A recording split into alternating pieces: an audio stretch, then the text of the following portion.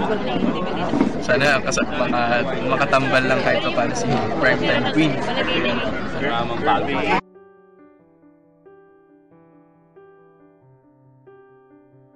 Plans ko kung parang bibili lang house and lot.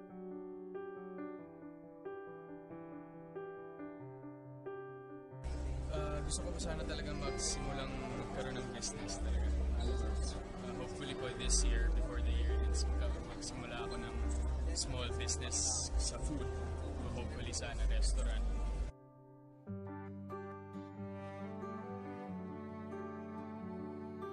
Ngayon po, pinag-aaral ko po yung sister ko sa college.